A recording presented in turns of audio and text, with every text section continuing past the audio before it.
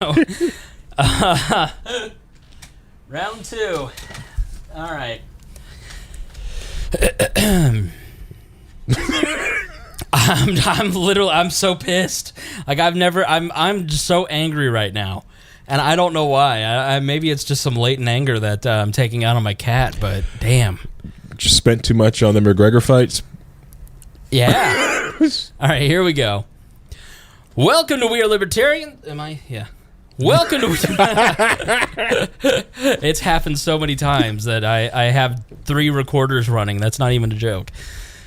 Welcome to We Are Libertarians. I am your host, Chris Spangle. We Are Libertarians brings you all of the irreverence modern politics deserves. Think of us as the love child between National Review and Mad Magazine. We explain to you what the hell is happening in our world today and how we can fix it by thinking differently. Please be sure to rate and review us on iTunes, like us on Facebook, share this episode with friends, and support us on Patreon at wearelibertarians.com. We are supported by listeners like you, so $1 per episode by pledging $5 a month helps us grow. And we are always taking your questions and comments via email at editor@wearelibertarians.com. Now, this is normally when I say we catch up for the first 20 minutes or so, but that's not what we're going to do this time. So stay tuned, and I'll explain that. And then, so we're going to dive deep into analyzing current events in society from a libertarian perspective much quicker on Tuesday nights. This show is for adults by semi-adults, so please be warned, the language is strong and offensive. Joining me tonight is Harry Price. Harry, how are you? Going good. Feeling pumped, ready for this new show. It should be interesting. I know. You've cucked Greg and Kat. I have gone black. Yep. Double cuck. That's a 2 cuck in a row. Kill 2 cucks with 1 stone. Yep. Now here's the deal. So we put up a Patreon system about 7 days ago, yes, yep. At this point, and we put up some goals. And at 250, we were going to add a special bonus segment for our subscribers, everybody who's subscribed on patreon.com/wearelibertarians. And we did that last week. We blew through that in a day. 24 hours. I thought that would take a couple months. And then at 500, we'd add a second episode per week. We hit that in 6 days. And then at 1,500, we're going to build out a studio. And the reason that is important, it is for 2 reasons. 3. Number 1, it allows me to get all of you people out of my house at least twice a week now.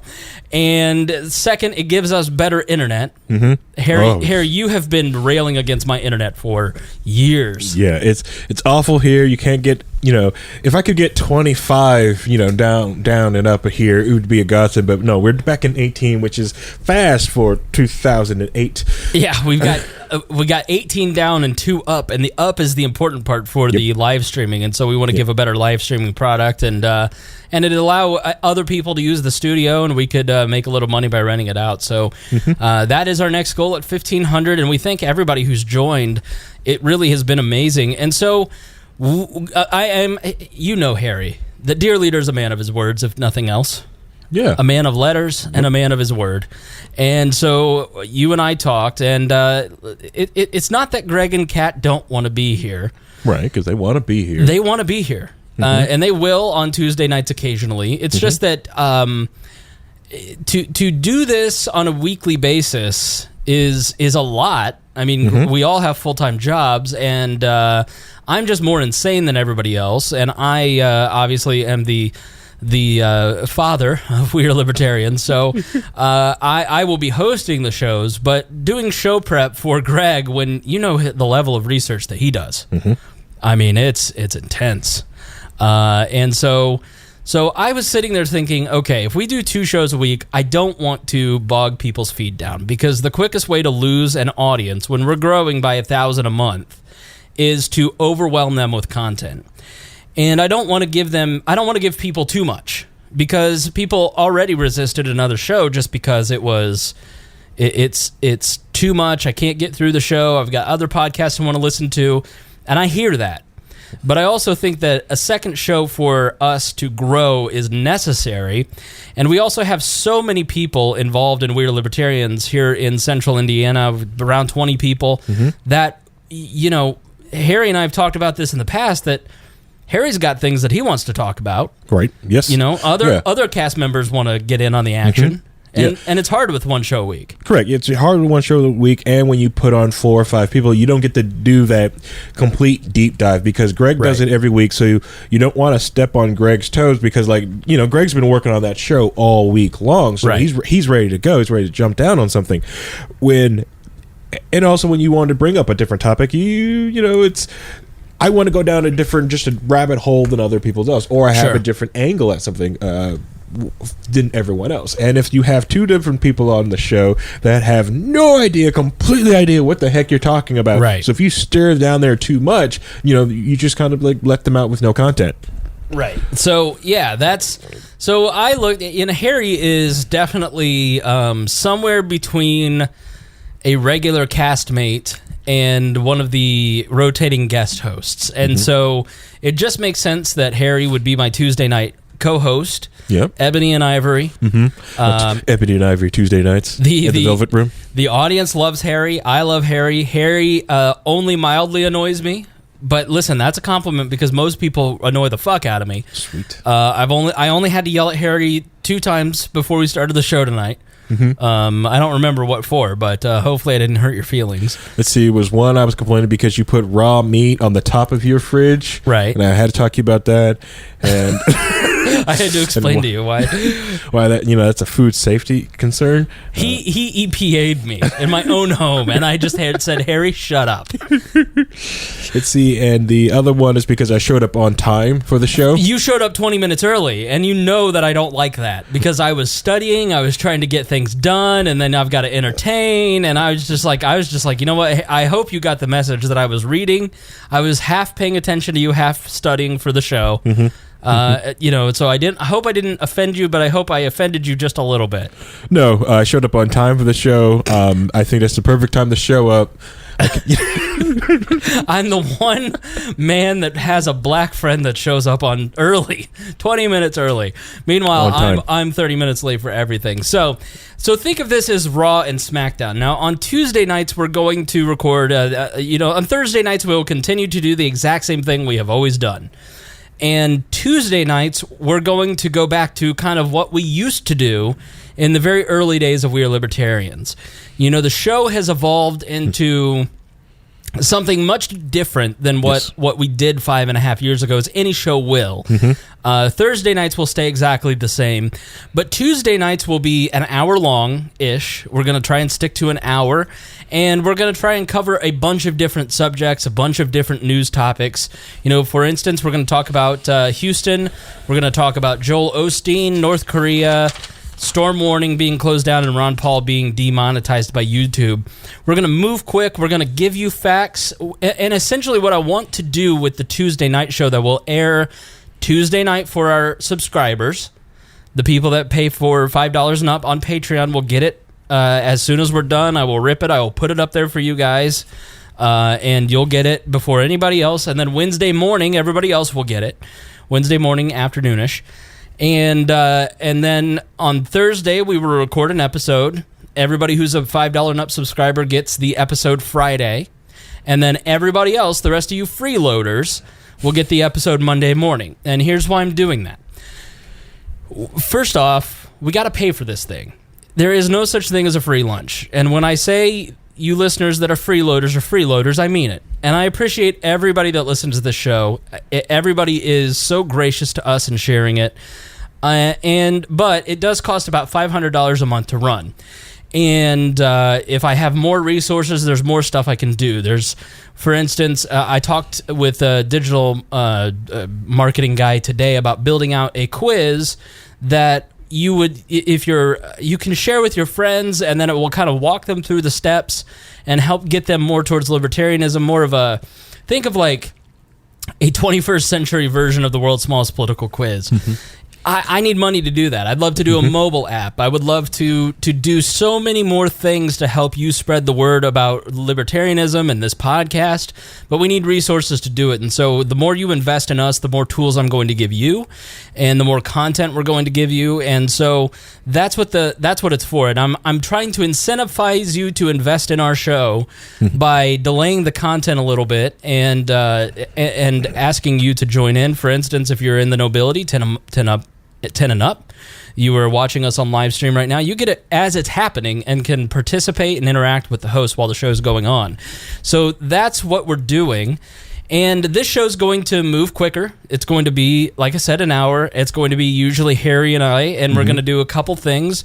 First, we're going to give you some headlines that prepared you for that Thursday show. We're going to talk about skim the headlines, give you the basic facts of things so you understand it. So when we go into Thursday's show, we're spending less time on catching you up and more time on the deep dive into stuff that you guys love so much.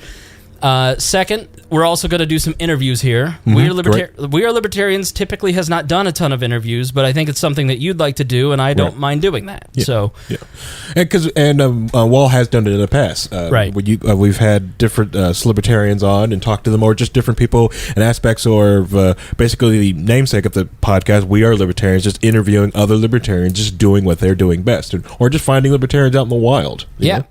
So if you have a suggestion of who you'd like us to talk to, then please send it into editor@wearelibertarians.com.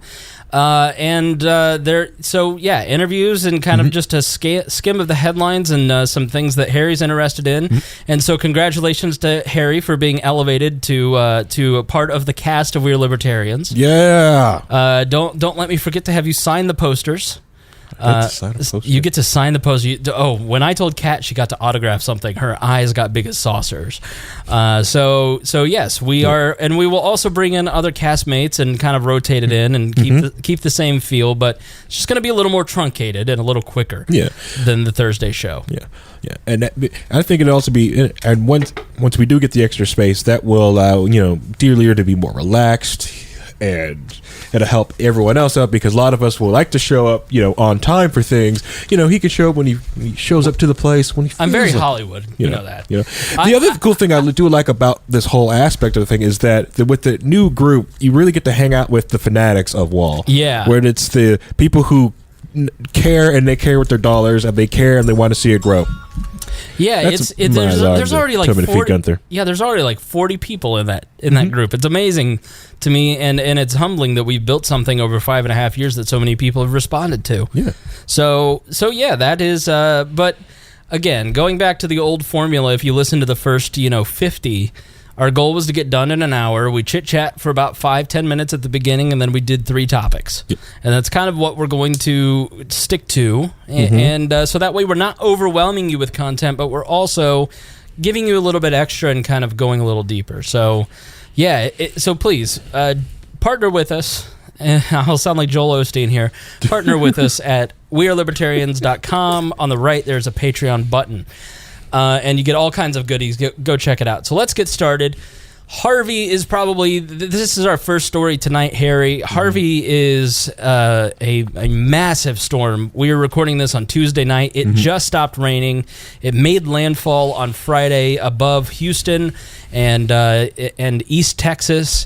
And it has dumped 52 inches of rain over the last few days, and it is now Houston's the 4th largest city. Right. I mean, so this is a major metropolis. I think everybody has seen what has gone on, and just to give you a scope of the Harvey, I may say Harry on accident, so please forgive me if I do that, but.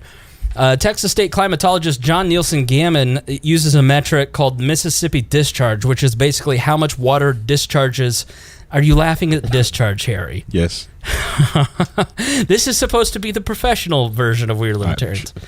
Honestly, I laughed at discharge too. And so he uses a metric that defines a target zone of 20,000 square miles, about the size of West Virginia, and then measures the rainfall rate over a 120-hour period, which is essentially how much the Mississippi River lets out And Hurricane Beulah, 1967, was a 3.4. We are currently at 3.6. The last one, 2001, was Allison at 2.3. So this is the greatest total amount of rainfall in the United States from any single storm, at least during the last 120 years. Oof. Yeah. Oof.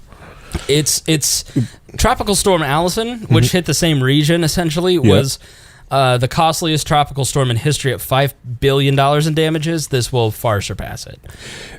It was an incredibly intense.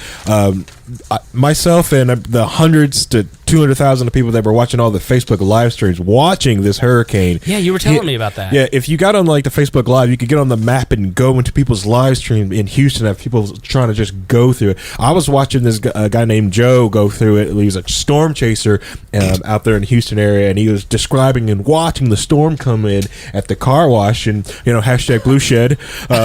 As everyone just watches Blue Shed just survive everything around. It was really weird to watch trees, this whole like roof start caving in, but this Blue Shed was just sitting there through it all, just triumphantly like meh. Makes you wonder who built it. You probably some redneck that overly like put so many screws and used so much wood in this thing. This is going to last a 1 in 1,000 year storm. Yeah, it's probably the only thing there now. That's what the rain gone into. But yeah, it was the hurricane itself was intense, and it kind of just sat there offshore and onshore, so it wasn't like dissipate, because usually hurricanes lose power once they come onshore, but this thing was half on, half off. It just stayed there for a while, just started moving very slowly, kept picking up more and more steam, picking up more water, and just kept dumping it on Houston. Yeah, so normally when it dissipates when it hits land, but there was a pressure system to the northwest, and it kept it locked in place. And that's what happened with Katrina. The thing with Katrina is that, yes, it was a powerful storm like Harvey, but it stayed locked in place and kept dumping water and overwhelmed the levees. And that's what's happening. As right before we went on air, we were watching CNN, and reservoirs and levees were starting to break, and local officials were tweeting out like these really like crazy in red images saying run. It was really really scary. I mean, this was a category 4 with 130 mile an hour wind, so it was a very powerful storm. But yeah, it's that it got stuck in that one spot that it produced all this. Yep. Well, it's just preventing the eye from actually getting on the storm. So so a lot of things were just damaged from the get go before there's everything. So before Saturday even hit. So when Saturday hit, it just started raining and kept raining and just kept raining, and well over 30 inches in some spots. Yeah. No, I mean, it's 50 inches. I mean, every part of the county that comprises Houston. So like Allison was that damaging storm that we talked about. There were only like several low spots in that county that got 25 inches of rain. The entire county got 25 inches of rain at almost every spot of Houston. I mean, it's certainly it's a tragedy, not in the sense that a lot of people lost their lives. I mean, less people so far have lost their lives than Katrina, which was 5,000. Is that right? I think it was more than 9/11. Well, maybe it was 1,800. It was close. No, I didn't hit 9/11 levels. Yeah. Yeah. Okay. I think it was 1,800. Not and then from the storm itself. Yeah. If you added in like other things that's happened afterwards and related, I think it got really close. But not because of the storm. And I have to think about all those people, because if you remember during Katrina, everybody fled to Houston and set up new lives in Houston. And it just, and it hit them again. It's part of why Houston has grown so quickly. Is so many New Orleans transplants ended up there, and now it's just like, I feel it's a tragedy in the sense that so many people have lost so much. I mean, you think about a region. I remember a really bad storm here in Indiana, and the street got flooded, and the water started coming up towards the house. And panicking, because it was just because it's that helpless feeling of there's no way to stop it. There's nothing I can do. It's going to ruin everything that we own. It could, we could drown. I mean, obviously, I wasn't afraid of drowning in that situation, but in this situation, it's really easy to do. I mean, it's a very frightening situation. Yeah, because you lose everything. You're like, if your car goes underwater, it's not going to really start again. If it's never going to really run again, you'll get water in so many different electronics. Your car is basically done. Right. Goes to your house. Your car, everything in your house is done. And if you don't have the proper insurance, none of things going to be covered. Yeah. You're just out. A lot of these people are they've already had to start over because they didn't have flood insurance from New Orleans. They're also have to do it again when it comes here to Houston. I've got my wife and I have friends down there, and they're sitting there. The water's up to their second level apartment. So they're on like a second level, and the water's up there. You can hit the stairs. There's water, and the foundation of what's below them is wrecked. Wasn't meant to be underwater. Yeah, right. And none of that was meant to be underwater, and it is. So we're talking about all the cars. The biggest worry you've also got to worry about is the effects of this is going to happen afterwards, but this happened really much in Katrina of like scumbags buying the cars that have flooded down there, fixing them up and selling them everywhere else in the country. Oh, wow. So it's hey, if you're a scumbag out there, lots of opportunity. It's really cool. If you're just looking for a frame of a car, it'll probably tons of good rolling frames down there. You just put them move the rust out. I think I was surprised to me to learn that Houston is the 4th largest city. I mean, and so you talk about the entire city is flooded. I mean, so Weather Bell reports that as of Monday afternoon, around 14 trillion to 15 trillion gallons of water and 5 more to go had fallen in Houston. So. Yeah. And trying to displace that, so like most city services don't work there, and if you could get the water, it's all polluted. It's coming out of the drain. You've got to boil it, but with wet electricity, and most people are stuck in the city, so they don't really have any camping gear or stuff like that to really survive that type of stuff. Yeah. So one of the reasons that it's so prone to this type of flooding, the reason that this is so catastrophic, first of all, no city. We cannot blame them. You can blame the government, and you can say, yes, the government didn't do that. Like with the Army Corps of Engineers, for instance, in Katrina, yes, there were a lot of failures, and there were a lot of things that they could have done differently. But ultimately, when you have a storm that's just... they're thinking that this is a 1 in 1,000 year flood, which we'll explain in a second. Essentially, let me explain it now. 1 in 1,000 year flood or 1 in a 500 year flood, it doesn't mean years. Like, we don't have dates going back to AD 1017 saying, oh, there's a horrible flood back then.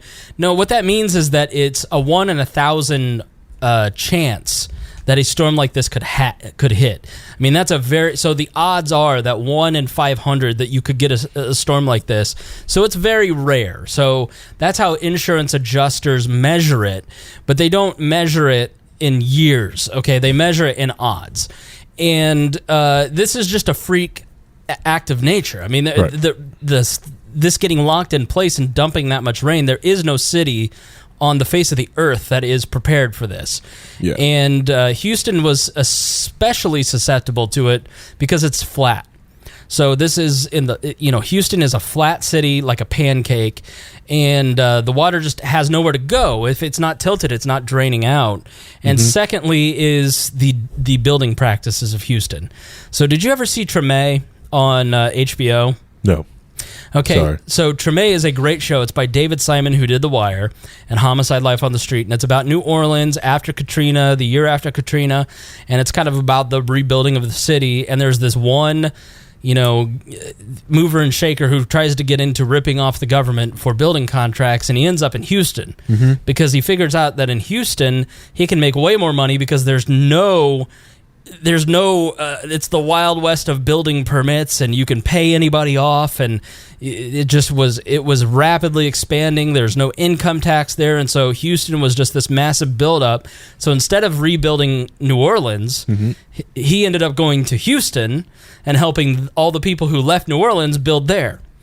And so what ended up happening with some of that is that ended up hurting Houston in this situation, because that low density development over that large area, it ended up decreasing the drainage capacity, and building practices like drainage didn't keep up. Essentially, from Vox, we've had a lot of early on development in the 60s, 70s, 80s that created this rampant urban expansion.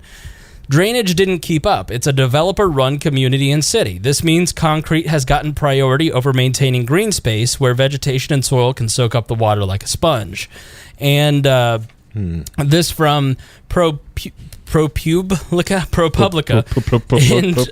a 2016 investigation. As millions have flocked to the metropolis area in recent decades, local officials have largely snubbed stricter building regulations, allowing developers to pave over crucial acres of prairie land that once absorbed huge amounts of rainwater. This has led to an excess of floodwater during storms that chokes the vast buoy network.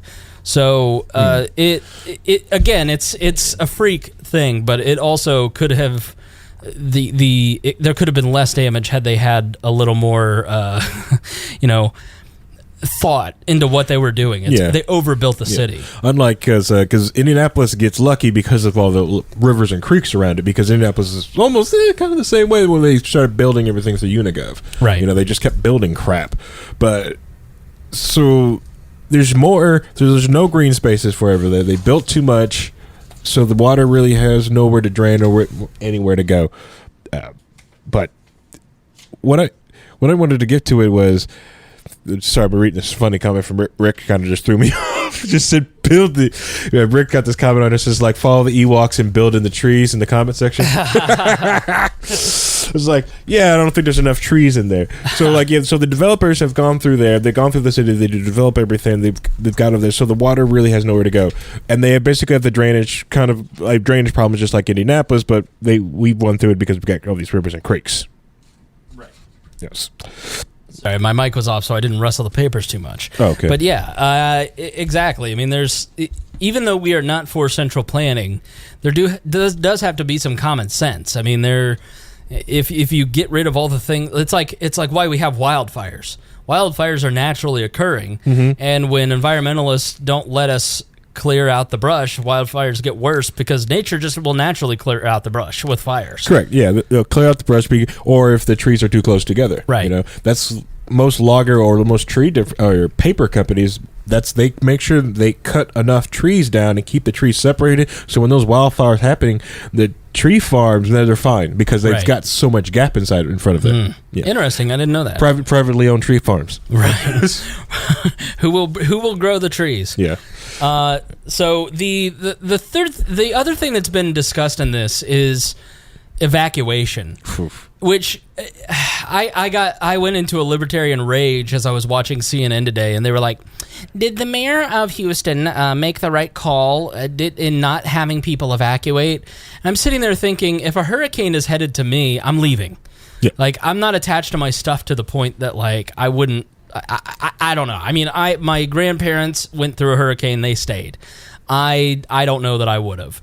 I would have gotten the heck out of there. But it's whether the city tells you to leave or not, you should do what's in your best interest. You should stay if you want to stay. It's, to me, the idea that it's a debate point whether or not the government is controlling your behavior is so irritating to me. Mm-hmm. Well, there's also that people were waiting for that call. For most people, you would expect people who live in Tornado Alley would understand, man, if I could see a tornado's coming, I'm getting the heck out of here. Right. Or I've seen the devastation that happened in Katrina, saw the devastation that happens in Florida on the regular. They're like, well, Florida just kind of stays to it. Yeah, but they're different circumstances than you are. Me personally, I'd get out. My fight or flight response is always I'm flying. I'm getting the heck out of here. I'm loading my car up with a lot of water, Harry. You're not sticking around. I can't swim, so I'm loading the car up with everything I got. I've seen Harry in the deep end. He's got to go. And I'm getting the heck out of here. But the other response to that is that in some areas, not all, in some areas, they weren't allowing people on the roads either. Right. Yeah. So a lot of people were stuck. But that was mostly when it started to happen. Right. When they waited too late. It was that person that waited the last minute to decide they wanted to leave. That was the biggest issue with that one. But everyone knew this hurricane was happening. Everyone saw that. It's just no one knew it was going to be this bad. Yeah, no one knew that it was going to be like this. And to defend Houston Mayor Sylvester Turner, he said, if you think the situation right now is bad and you give an order to evacuate, you are creating a nightmare. This nightmare comes from experience. In 2005, Vox writes, Houston issued an evacuation order for 2.5 million people for Hurricane Rita. It was chaotic. More than 100 people died while evacuating. People were stuck on the roadways for days. And essentially, the interstate system in Houston, because of how flat it is, like we said, the interstates and the roadways are designed to help move the water along, essentially like rivers. And so you see all these photos of Houston, and you see how much water there is. Well, imagine if it was filled with cars, because you didn't have more than a few days' notice, much less than you normally did. Nobody knew it was going to be like this. And if you send people out into the roads and they get stuck on the roads for days, and then they get flooded, there's not resources out beyond the city.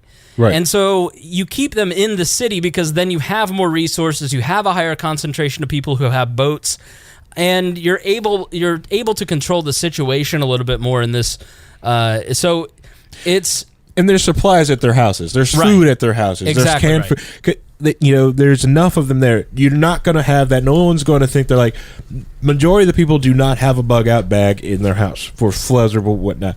No, most people don't. Like, if they had to leave right now and grab one thing out of their house, they probably do not have a bag with 2 weeks worth of food in it.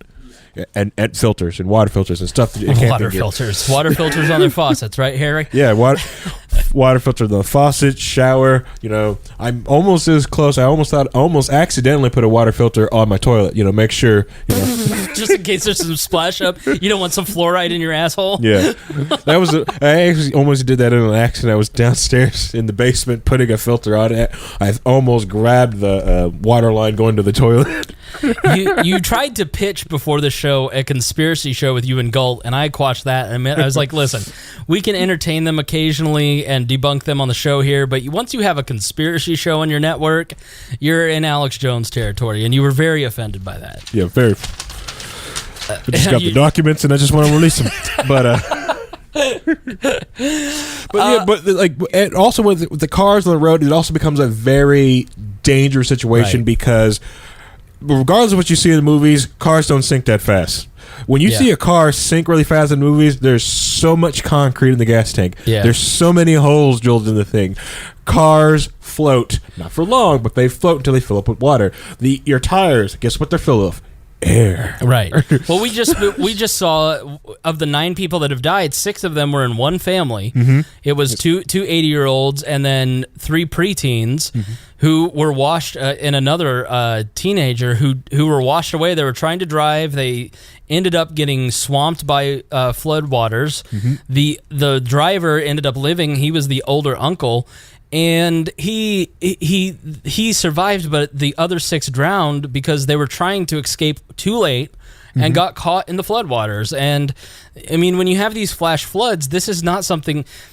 Yeah, they happen. Yeah, Adam Flash. When the strongest person I've ever known was a man named Adam Fuller, and Adam was a classmate of mine. And Adam was inducted. He was allowed to go to the World's Strongest Man competition when we were 18 in the junior division. Oh, wow. This dude was jacked. Like, he was enormous. And I had a bunch of college classes with him. Adam he one time hit me in football. He took my face mask, grabbed it, and then headbutted me, and I passed out because he hit me so hard, which is probably where the brain damage comes from, honestly.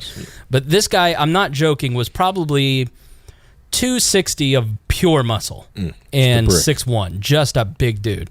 And he died in the White River a few years ago. Well, the White River is pretty tame here in Indianapolis.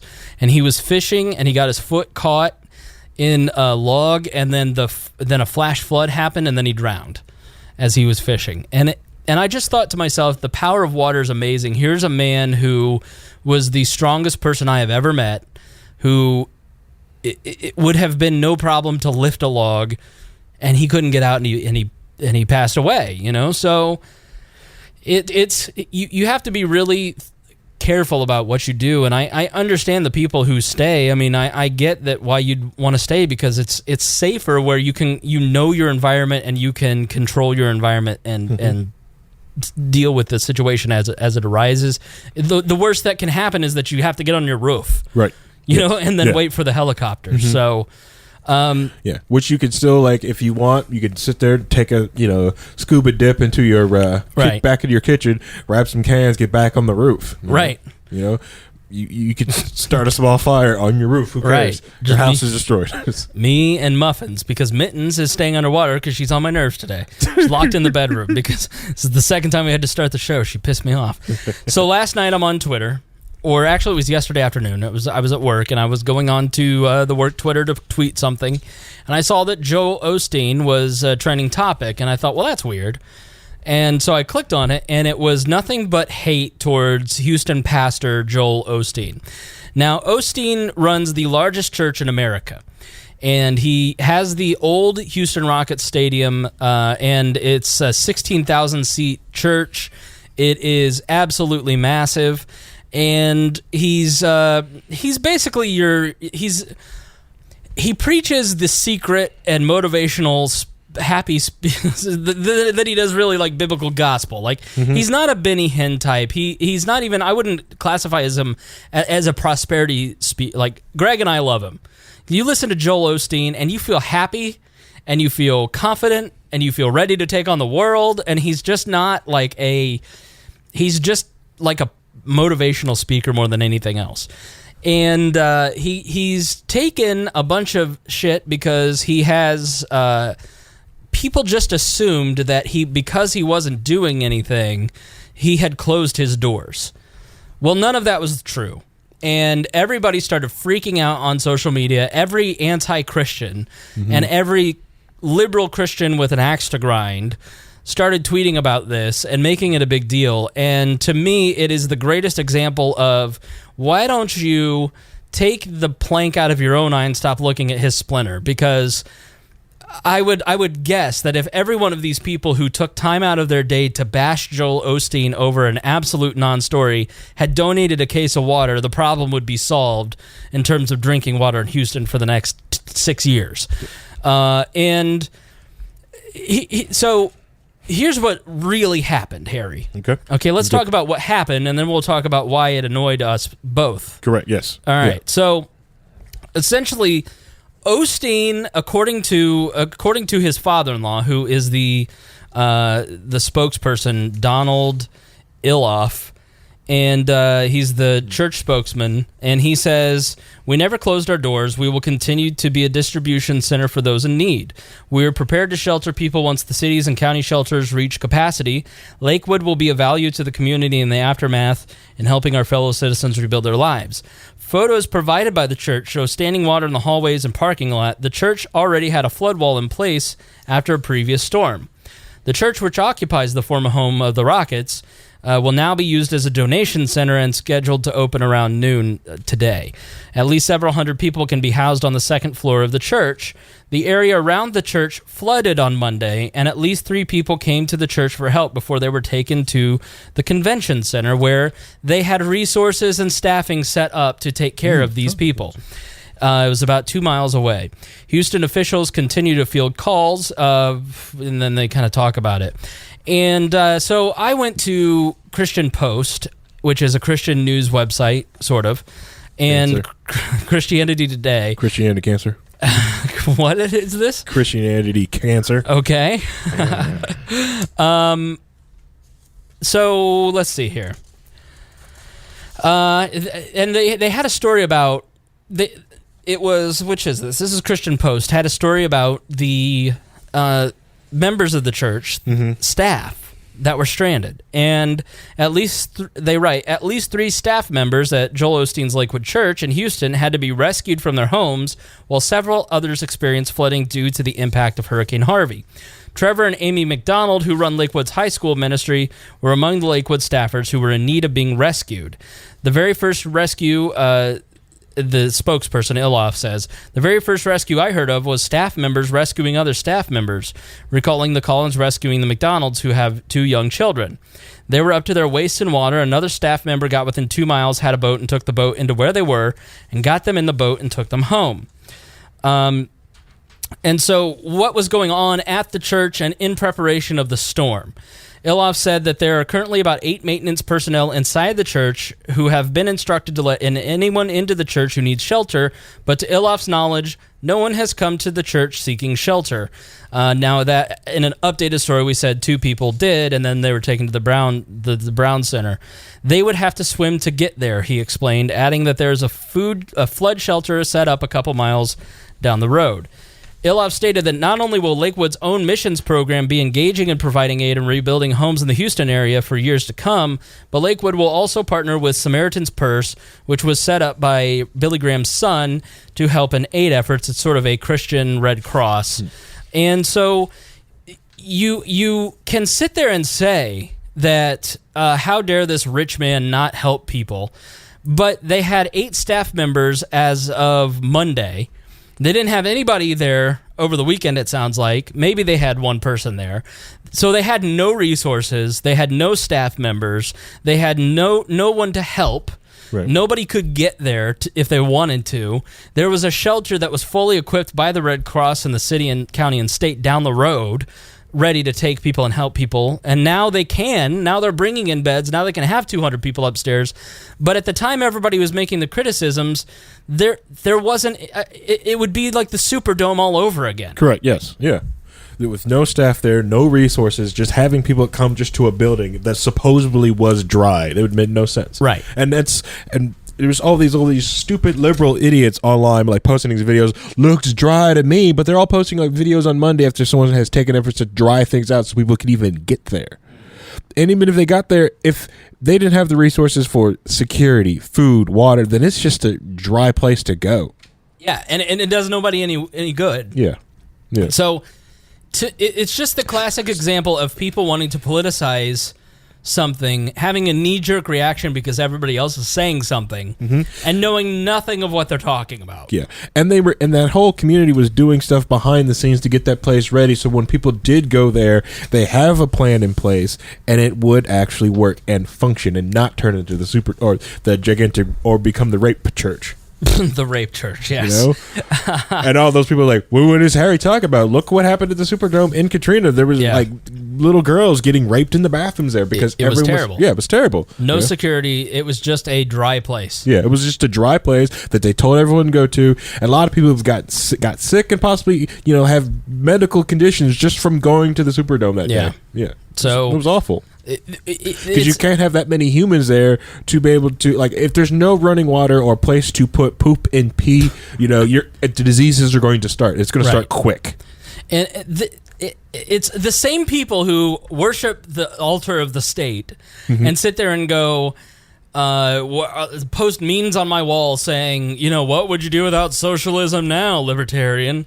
It's the same people who love and worship the state, but then want to send people to a church that's ill-equipped instead of to the state-run facility that is coordinating all the rescue and recovery. It's you look like a complete idiot if you're posting that shit. Yeah. You should seriously just go back on your wall, delete it, and hope that no one ever saw you post something so stupid. Yep. You can take your anti-Christian bullshit, and it makes you look dumb instead of actually taking some time to wait for a comment. Nobody, when Raw Story, that beacon of journalism yesterday, blew this out of proportion and started reposting tweets and wrote a quote-unquote journalistic story about how his church wasn't open, it had zero response from the church. They didn't even say we tried to contact the church. And it just was the perfect example that John Ronson wrote in a book about So You've Been Publicly Shamed, where Jennifer Sacco was on the plane to Africa and basically was like, I hope I don't get AIDS in Africa. And by the time she landed, she was an international, disgrace and was shamed. And it's just... Lost her job. People met her at the airport, coming after her for that crap. Yeah. And so John Ronson basically wrote this book about it, and the guy who wrote that article for Gawker and put that tweet out there and said, look at this woman. Like, these clickbait sites like Raw Story and HuffPo and Gawker, thank God they're out of business. Yes, they don't think about the power that they have, and instead of actually, like, calling the church and saying, hey, what's up, They don't want to do that because they're a liberal website that wants to make them look bad and grind an axe, and they don't care that they look like complete idiots. Right. And they make their readers look like idiots when they retweet that shit. Yeah, it's part of the self-defense of reading articles off on websites. Yeah. Is that you wait a day, look at that article again, right. See if other people posted, see what their sources are. Just like the guy who got attacked for the Nazi haircut. Turns out, oh, guess what? It wasn't the case. Wasn't attacked for the haircut. He was just playing around with a knife. Right. You know, so many different clickbaity sites posted this thing about that on the right, going like, haha, look how evil they are. Ignoring like the real evils and stuff that Antifa does to actually attack people, but went after this guy because it was haircut, because it was nice and clicky. And then turns out this guy was, he was just playing around with knives, just an idiot. I've had guys sit there play with my knives in my house. And we'll update you. I just want to give people a quick North Korea update, and then we'll get kind of back to this subject because we're going to talk about the Storm Warning getting closed down. The Nazi website gets killed off by GoDaddy. But North Korea launched a missile over Japan, and yesterday the missile flew over northern Japanese island of Hokkaido at 6 a.m. local Japanese time, according to NHK, the Japanese state broadcaster, landing in the waters about 733 miles east of Hokkaido's Cape Imaro. And the launch prompted Japanese officials to issue a warning asking citizens to evacuate to a sturdy building or basement because that will help with the nuclear weapon. The Pentagon had confirmed the launch. So it went pretty far out over Japan, but still provocation nonetheless. And this is a continuation. You sent a great article that we're not going to really dive into, but if you want to really get a deep dive into North Korea and the strategy behind all this, go to antiwar.com, and this was posted on 8/28, and it's by Gareth Porter, actually posted on August 29. Can the U.S. and North Korea move from threats to negotiations? And this was a great several-page article that really breaks down everything that's going on. And I'll just read you a couple pieces so you can get a feel for how good this article is. But a closer review of the escalation of the conflict reveals that both sides are consciously maneuvering for what they know will be extended serious negotiations on a new framework for peace on the Korean Peninsula.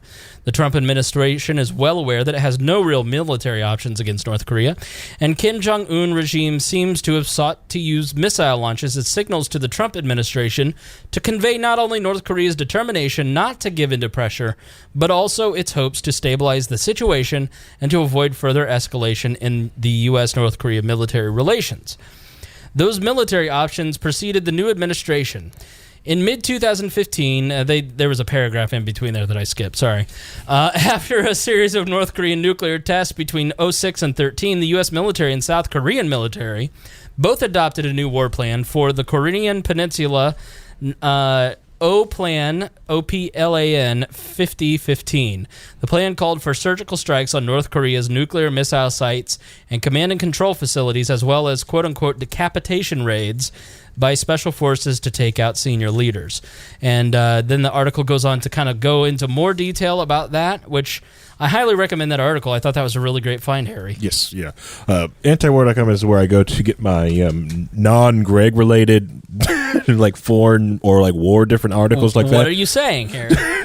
It's really cool, really cool. If you can't get a hold of Greg, it's the website I go to, and also the other basis of why I would like the Tuesday show to do interviews, because to get someone from Antiwar.com like Scott Horton on here, who he has talked on Twitter about, like wouldn't mind coming on We Are Libertarians. I'd love to have Scott on, yeah. You get Scott Horton on here to talk with Greg. To watch those two go at it over something, it's going to be great. And I'll put these in between us because we're any final thoughts on North Korea? One thing I do is, like, if you actually do get to read, if you start jumping into the rabbit hole, which is North Korea, you will find out that a lot of Kim Jong-un is he's not illogical. He's very logical. You have to also understand he's a much of a prisoner than everyone else is around him, because there is no end game from him other than going out in a box. So everything he's doing is keeping himself alive and none in a box. So just remember that those are his plans, because a coup, he's dead. U.S. comes in, he's dead. China comes in, he's dead. So he's doing everything to make sure he holds in his power and make sure those small little coups don't happen, because there's like I said, with everything going on in that country, he's doing everything he can to hold on to power and has made sure that he will still stay in power. Like, he killed off his other brother to make sure that, so he knows he's the only one in line, that he's the only one that can run the country up until he has a son. So we'll just find out. But that's it for North Korea that I have. Right. It's like I said, I'm trying to gloss over everything, but not trying to like, all right, here's the next 2-hour topic we're jump into. Yeah, I mean, we've talked a lot about North Korea, and this is just, I think people need to know that this happened and explain what happened and check out this article. But it's kind of like we've talked a lot about it, and there's not much update here. Right, yeah, because peace can happen. It can this can happen. It can work, but you just got to make sure Kim, the Kim family, Kim understands that he can get out of this without going into a box. Right. Because to him and his mentality, that's the only way out. The U.S. comes in, they kill me. China comes in, they kill me. Putin comes in, I hope he kills me. Right. If you're lucky, if Russia comes in, keep Putin and keep Kim in power as a puppet. Right. But anyways, yeah, that's here and there. All right, so you want to move to the next one? All right, let's go on to this I hadn't heard about until I heard it on Twit with Leo Laporte, and which is a tech network that's awesome. I know you listen to Twit. I love Twit. I listen to the Google show and the Mac show all the time. So. Oh, what? Am I supposed to listen to the security show? And Steve Gibson. Woo! All right. Oh, you fucking nerd! I swear to God. So this is we're dipping deep into Harry territory here in the last 10-15 minutes. GoDaddy, then Google, banned neo-Nazi site The Daily Stormer for disparaging Charlottesville victim. I think The Daily Stormer is like the big site. Yeah, like that's where all the Nazis go. Like that's their HuffPo. Yeah, that's their Huff. Yeah, their Huff. Like if you're a Nazi, then that's the Libertarian Republic. So the infamous neo-Nazi website has been evicted. This is from Washington Post. The web hosting company GoDaddy, which has been criticized for months for hosting the Daily Stormer, announced late Sunday that they have 24 hours to move their domain to another provider, as they have violated our terms of service. Then the site basically went down. The site was back online Monday afternoon with a triumphant blaming hackers for a brief disruption. Hackers or not, Stormer also had a new web host, Google, which promptly announced that it, too, would be kicking the neo-Nazis out. And they're canceling, they had registered with Google domains, and they canceled that as well. I believe that I heard on this that Cloudflare, which provides security for wearelibertarians.com through the great Bluehost, which I love and use all the time. Mm-hmm. James Nee said, I'm not reading off of anything. These are blank pages. I'm making all of this up. So just shuffling. So essentially the... what was I saying? Oh, so that Cloudflare was they basically said we're still going to protect them from DDoS attacks. Correct. Which is what? Explain that to... I know what it is. Okay, Harry, you know that I know what that is. But explain it to me as if I were a baby. DDoS, or distributive denial of service attack. It's when you basically... The easiest way is to take it if you take a bunch of different nodes that are connected to the net and flood something else with traffic. So basically, let's say I've got a lot of laptops, right? And they're all going to try to get onto one side at one time. Let's say I have hacked into your computer or your refrigerator that is connected to the internet. I use all those to essentially start attacking a website. Correct. Yeah. That's where most people use the technical way people most use it for DDoS attacks is they use bots to use it to flood something with traffic. That's how they do. And once they flooded your network with traffic, you get knocked offline. It's just something that happens. It happens naturally when people just go to your site for some other reason. But this is done in malice. Yeah, people wanting to take you down. We got linked to the Blaze, Daily Caller, and a couple other, and the HuffPo in 2013 because of a Ron Paul interview that we did. It had 113,000 downloads last time I looked a month ago.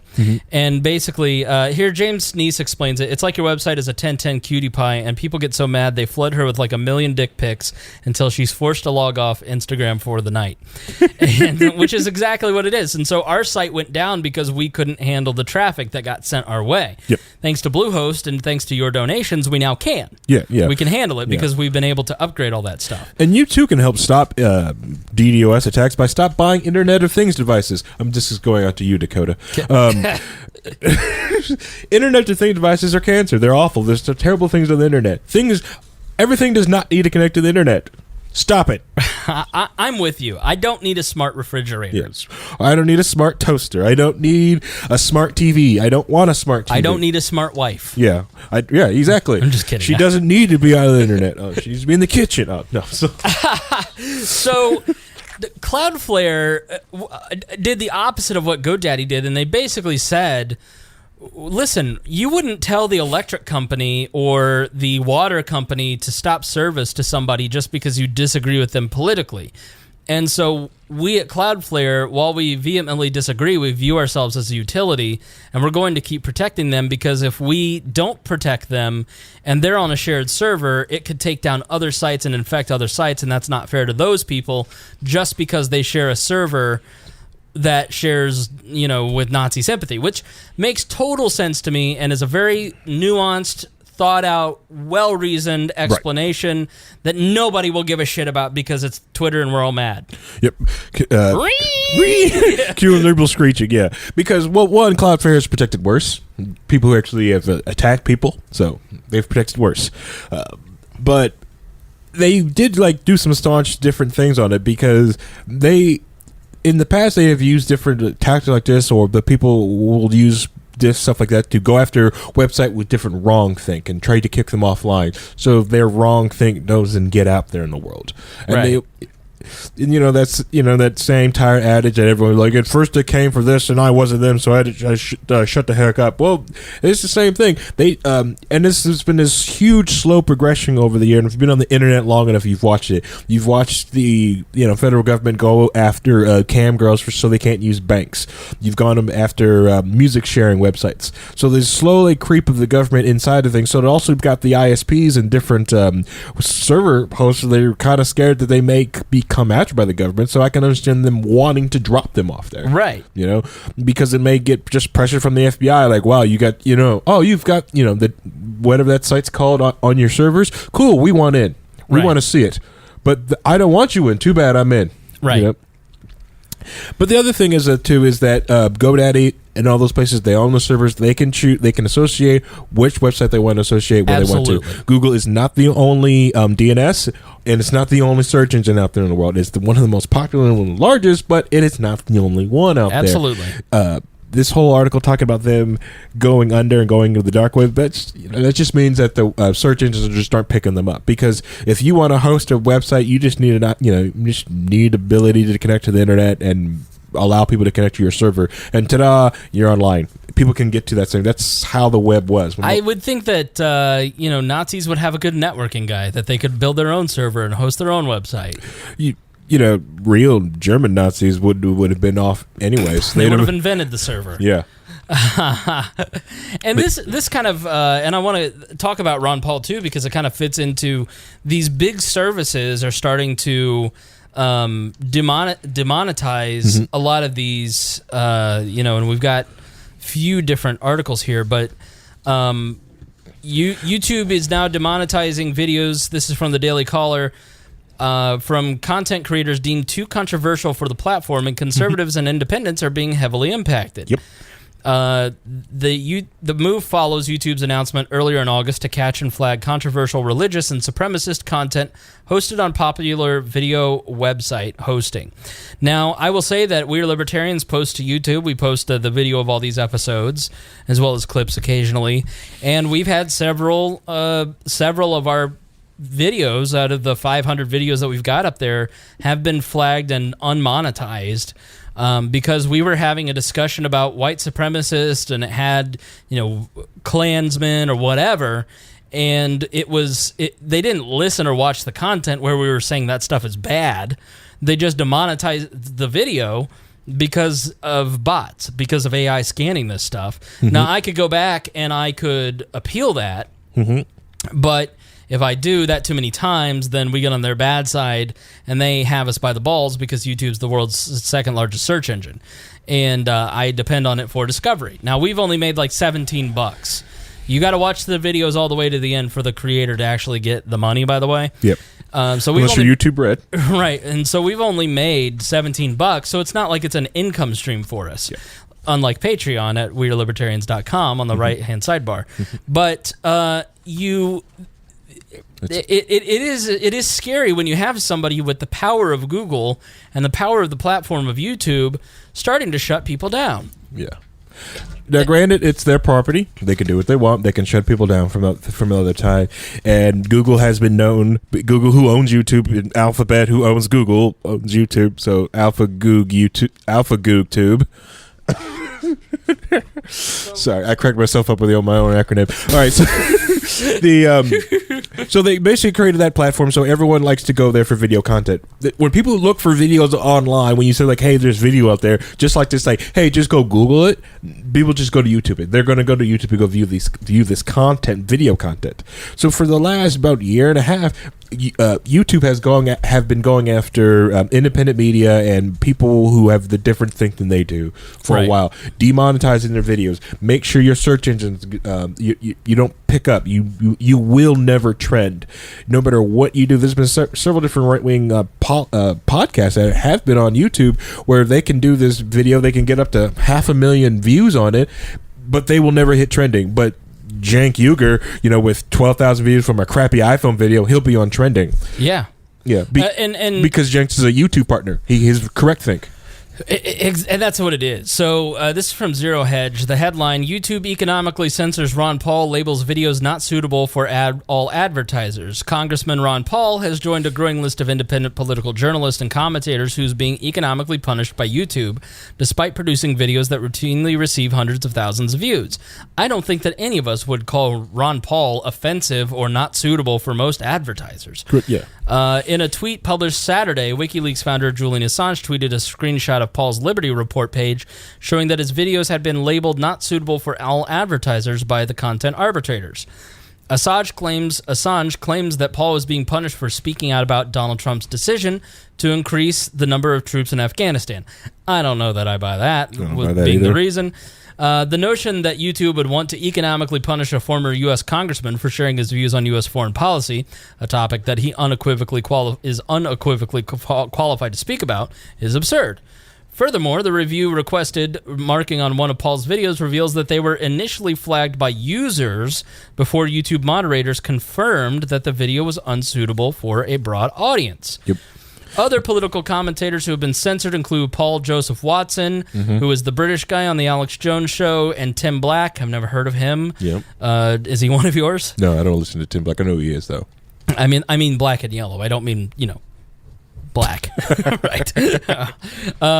Both ostensibly for sharing political views that differ from the mainstream neoliberal ideology favored by the Silicon Valley elite. Now, Paul Joseph Watson is definitely somebody who is interesting, thought-provoking, and labeled fake news by the mainstream media. And last week, Google, another Alphabet Inc. company, briefly banned Salil Mehta, an adjunct professor at Columbia and Georgetown who teaches probability and data science, from using its service, freezing his accounts without providing an explanation. He was later allowed to return to the service. This also happened to Jordan Peterson. Jordan Peterson, if you've not listened to his 2 episodes in the forthcoming episode with Brett Weinstein on the Joe Rogan podcast, you've got to go listen to those. They're fantastic, very thought-provoking. He spoke out basically saying that he shouldn't have to go to jail for not using the right gender pronouns, and that shouldn't be added to the Human Rights Code because in Canada, because you shouldn't go to jail for accidentally calling a trans person who wants to be identified as a female Mr. So, for instance, our former friend Maya had transitioned to female. I slipped up and said him all the time. And it was not because I disrespected Maya at the time. It was that it just was a natural thing because I had known Maya so much. I had known Jeremiah so much longer. Don't dead name, please. Jeremiah. The conservative journalist Lauren Southern. You throw my board out a window, I'm going to misgender you all I want. Conservative journalist Lauren Southern spoke out about YouTube's drive to stifle politically divergent journalists and commentators during an interview with the Daily Caller. Quote unquote, considering most, I think it would be insane to suggest there's not an active effort to censor conservative independent views. Considering most of Silicon Valley participates in the censorship of alleged hate speech, diversity and hiring inclusive committees, and firing people at Google who disagree with them, their entire model is based around a far left outline. So, I and Lauren Southern got kicked off of Patreon. I don't know the whole background of that. Us being offensive and pushing the boundaries as satirists, or trying to make jokes. I mean, you could take the joke that I just made about Harry. Harry's perfectly fine with it, but some people wouldn't be. Yeah. And we could get kicked off of Patreon, where we're currently bringing in $600 a month, and we really would have no recourse. But it's their platform; they can do with it what they want. Right. But it also is sad that they're trying to stifle free speech in tech. Yeah. Well, Patreon probably wouldn't. Patreon's been very good with doing. Allowing free speech as long as you don't break their terms of service on their platform. And they've talked about it, and they actually went through in detail, like, this is why we kicked Lauren Southern off. They went through, whether you agree with it or not, that's on your own opinion, not mine. But what was their reasoning? That she was not only advocating violence, but it was acting on it. And is that true? To me, I could give them grounds to it, and I would also, if I was Patreon, I would not feel comfortable with it too. Okay. She was just way too close to the fire of it to be like, you know what, I'm not comfortable with it. The difference between We Are Libertarians and Maya back in the day, where she's advocating that people get killed. It was more like advocating people to get killed, but like I'm not gonna kill people per se, but I'm gonna advocate you giving me money to buy like guns, and I'm just gonna leave them in an area. Yeah, is James Neese. James Neese reminds us that Lauren's sister is thick. THICC. Her and May are thick. They are. But for Patreon, you don't have to worry about that. I don't really see that much. But from YouTube, they have gone after different content creators, just hitting their monetization scene for a long time now. This has been from the they started with the YouTube Heroes program. They went into getting the industry insiders or people who they think like them, like Anita Sarkeesian and their ilk from the losers of Gamergate, getting promoted into YouTube to go after and censor videos. Well, you look at PewDiePie. PewDiePie was their biggest star. They had a deal with him, and then it was uncovered that he made a few anti-Semitic jokes that were really like fairly harmless if you heard the jokes. Right, yeah. And then his whole world came crashing down, and like I think everybody should kind of go watch those videos, and I think it's their platform, and that's why it's important. Like, that's why we have a website. Yeah, because I own the website. We own the email list. Please join our email list. If we were for some reason to ever get kicked off a platform, you still could get emails from us. Correct, because you own email and you own your website, but you don't.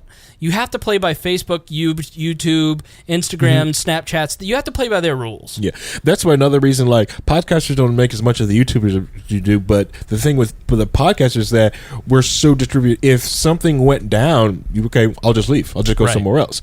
I control my site. I control my content. You can just because like if it came down to it, we can email people a link. Hey, this is where the site's at. This is where the video is in. Use an RSS feed. You can find us almost anywhere. Yeah. With YouTube, that's where their video is because they're also not paying to host that video. That's a lot of data that they have to pay for and chug into.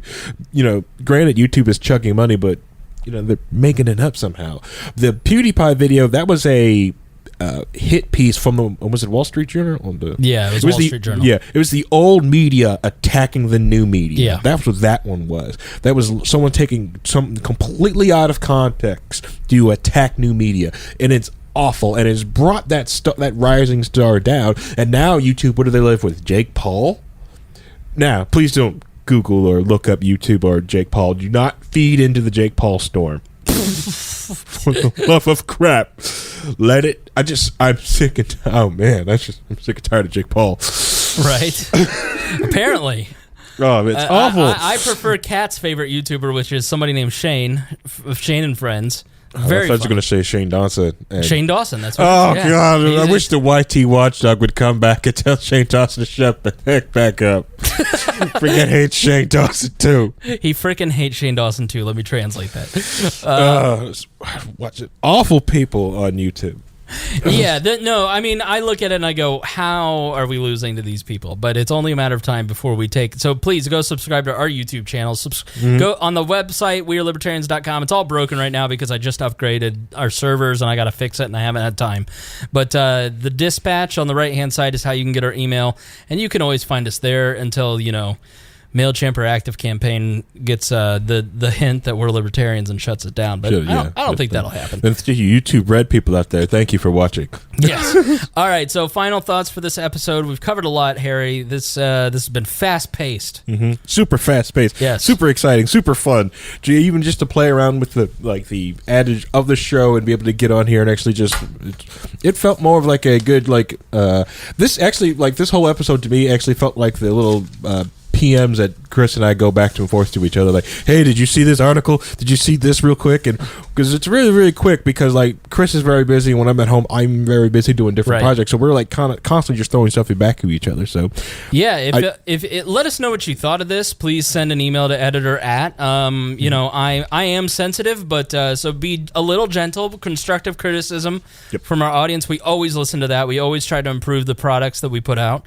We want to hear from you. We want to give you what you want. That's why I think we're doing this second episode, is because I think you guys want that, and so we're trying to give you something different. And we'll tweak this as we go, but we want to know what you think. And if you've got articles that you want to send us, you can Facebook DM Harry or I, or send it to editor@. I think it's Price. Yeah, Price. Price@wearelibertarians.com. I'm Spangle at wearelibertarians.com.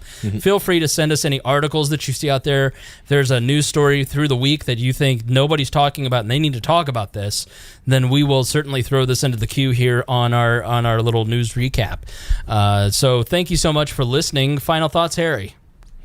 No, that's pretty much it. There's a lot of different things I wish we could just probably step on. I'm probably going to do some Twitch live streaming to really jump into the venting more about the YouTube stuff, because YouTube drama. Hey, I'm not a YouTuber, but I love hearing and discussing YouTube drama. Well, I will tell you this: we have a Twitch. What's our Twitch? I want to say it's We Are Libertarians. Google us. Yeah, it's We Are Libertarians, but instead of the R being ARE, it's just a straight up R. Because of space, like on Twitter. No, because James Neese has We Are Libertarians. I can't remember it. That's right. James doesn't know what email he registered the original Twitch under. So James Neese. James, fix that. The video was scary. You should have seen the video. Make a video. Do a video recap of it, and we'll throw it up on Facebook and YouTube. I'd love to have Harry the blogger. Or the vlogger. The Twitch vlogger. I'd like to see a Harry vlog. I imagine everybody else would. All right. Thank you so much to Christy Avery. Christy Avery said she loved the episode. Christy is our only super fan. Actually, Stone Aldridge may be number 2. Stone is a young college student who's poor as shit. And Stone actually went out and bought one of those pay here, buy here credit cards just so he could sign up for the nobility. So I want to give a he like got a reloadable card just so he could be a member of our of this group, so he could watch the live stream. So shout out to both Christy and Stone, our only two super fans. We thank you guys so much. At the end of the show, we promise that we will always not only do better next time, but also that we read the people that are supporting us at the higher levels. And I just want to take a moment to thank Jason Doolittle, who's donating $100 a month. And at $25 a month, we've got Joey Tarner, Heidi Aldridge, and listen, guys, you know I'm going to read your name wrong. Christian Emmons, Dan Dunbar, Doug Stream, Chad Weiss, Chris, I know your last name, but I'm not going to say it here because you didn't provide it to me, because I think that might be on purpose. Craig DaCosta, Chris Barokoff, Todd Sanger.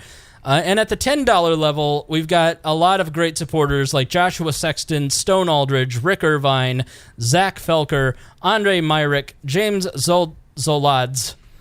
And if I get your name wrong, please write in and tell me how to say it right so I don't embarrass myself here or you, because I do appreciate you donating, and I don't want to be an ugly American and not pronounce, names wrong. James Darling. I love the Darlings in the Andy Griffith Show. Great band. Eric Neff, Adam Herndon, Nick Economopoulos, Brian Travis, Chris Lane, Ryan Clancy, Ken Walker, Rebecca Cash, and David Anderson. You guys are so awesome to us, and we thank you so much for being a part of our donor group and for supporting us.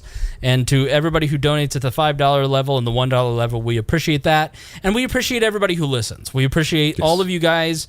We're averaging 9,000 an episode. We're growing by average 1,000 per month. I have no idea how that's happening. So please write in and tell me how you're finding us, because to be at around 2,000, 2,500 at Election Day and now be at 9,000, I didn't really do anything different. I don't know what happened.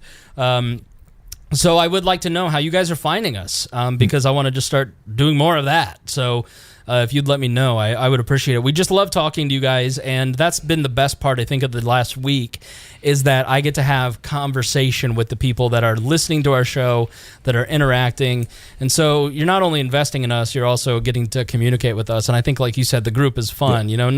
We have an open public Facebook group that you can get to on wearelibertarians.com called The Most Glorious Empire of We Are Libertarians. Feel free to join us there. We'd love to see you there and talk with you more. And you guys are just the best. I'm flattered. I'm not humbled yet, but how could Dear Leader be humbled, Harry? I don't know. Much. I've got some ideas, but it's going to take a lot of work. Well, I don't have time for that. So thank you for joining us. We need a tagline. You can't steal Greg's. You saw how he got with Kat when she stole his. So is there some sort of black nerd phrase that you enjoy, Harry? You ever feel you're on the spot for a catchphrase? Rub-a-dub-dub? Rub-a-dub-dub, 3... No, I don't... Never had to make a catchphrase before. We'll have to figure out a catchphrase. Yeah, or send one in that you want us to say. Yeah. And if you send money, we'll probably definitely say that one. Yeah, so thank you guys for watching, and we will see you on... no, we're not going to do better on Thursday. We might. That might be a good catchphrase. Yeah. We'll do better on Thursday. We'll do better on Thursday. I mean, we could. Greg will be back Thursday. That's the catchphrase. And as always, we promise Greg will be back on Thursday. Yeah, it'd be great to, especially because there's a lot of inexpensive warehouses and other things are around here that we could put something inside a room, lock it up, make it airtight. Well, not airtight, but soundproof it so it sound nice, and turn the microphones up the stink. And all you can really hear is heartbeats inside. GoDaddy joins the resistance. You know what? I got to get back on Wi-Fi. I forgot to get the articles on my pooter.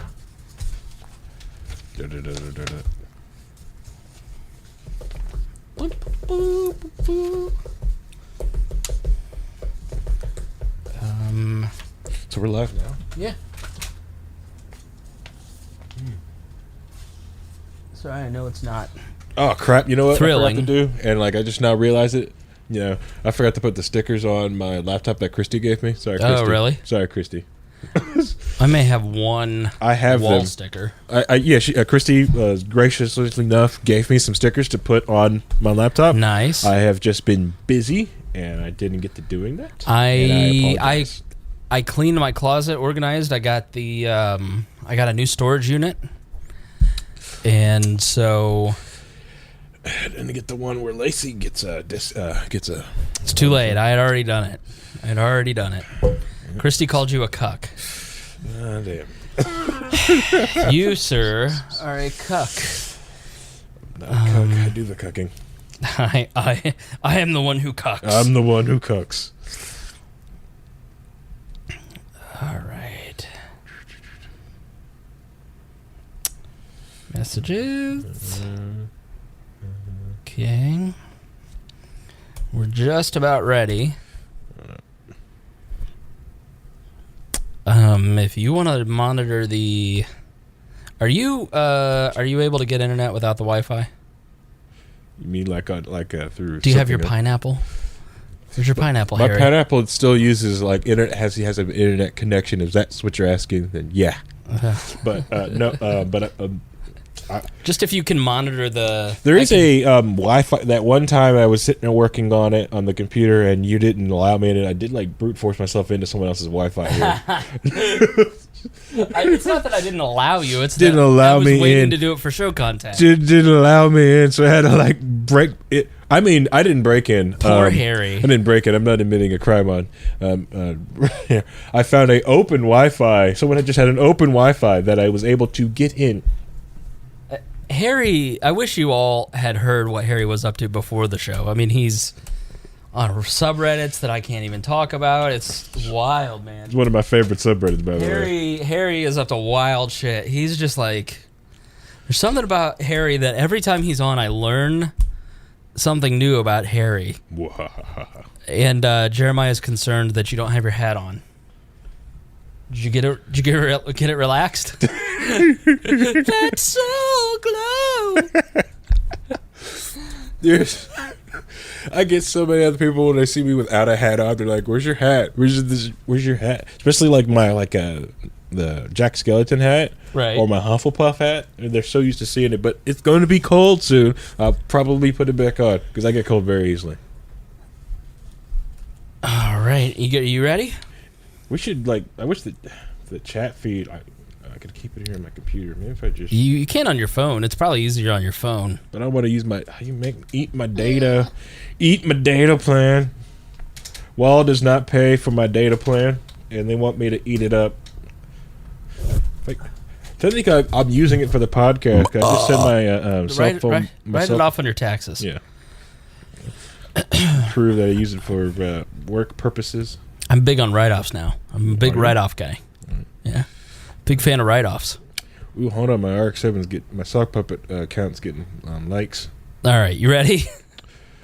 Where's my intro? I can't do the intro at 224 episodes without my intro. Did you write a new intro for the different show? For the better show? For Sorry, I was getting ready for SmackDown. SmackDown. I have not. If yes. All right, here we go. Welcome to We Are Libertarians. I am your host, Chris Spangle. We Are Libertarians brings you all of the irreverence modern politics deserves. Think of us as the love child of National Review and Mad Magazine. We explain to you what the hell is happening in our world today and how we can fix it by thinking differently. Please be sure to rate and review us on iTunes, like us on Facebook, share this episode with friends, and support us on Patreon at WeareLibertarians.com. We're supported by listeners like you, so $1 per episode by pledging at least $5 a month helps us grow. We're always taking your questions and comments via email at editor@wearelibertarians.com. If you are new to the program, we catch up for the first 20 minutes or so and then deep dive into analyzing current events in society from a libertarian perspective. This show is for adults by semi-adults, so please be warned, the language is strong and offensive. And this is actually going to be a little bit different of an episode. So a week ago, we put up the rewards on Patreon, and we put up goals. And I'm sorry. Mittens is already up in my grill. Harry got to experiencing me beat my cat earlier. Did you not? Yep. Oh yeah. I was so pissed. Savagely. Tearing up his pussy, but when I walked in. Okay. I did not tear up my pussy. Savagely. But yes, we can't do a live stream without my cat's asshole right in the beginning. So we put up some goals, and on $250 for our Patreon rewards, our goal was to add a special bonus segment, and we blew through that in a day. And I thought that would take a couple months, to be honest. And at $500, I said we would, and there goes all my show notes. I'm going to kill you if you don't get out of my face. I'm so annoyed with my own cat, it's not even funny. Go lay down. All right. $500, we would add a second show, a second episode per week. And we hit that in about 4 days, and was very excited, but also, Mittens, I swear to God, I am going to... I hate her. I hate her so much. And at $1,500, we were going to add a daily show. But I gotta be honest. After our conversation on the last episode, that is so much work and so much more than we're ready for at this point. So I made that $2,500. And at $1,500, we're going to build and rent our own studio. Yep. And the reason we need to do that is because of my Wi-Fi. I have this is in my apartment, and the internet that taps out at 18 megs. And the upload is 2. And so we want to get a better connection so we can live stream a lot better for the people that are in the nobility and up. To be fair, that's not your Wi-Fi. That's your broadband connection, or what your apartment claims to be broad. Well, it technically is broadband. You technically are sending and receiving signals at the same time. Yeah. But it's as fast as it goes is 18. They think that's all you really need, so... You know. Well, this is AT&T Business. I'm very important. I called AT&T and I said, listen, do you know who I am? I run a successful media company, and I am I'm distracted because as people, Harry Price, by the way, Mittens has me so messed up. We're just going to start this show over. Honestly, this is a big bag of dicks. It's okay. You probably didn't hit the record button anyways. Mittens, come with me. You're going up.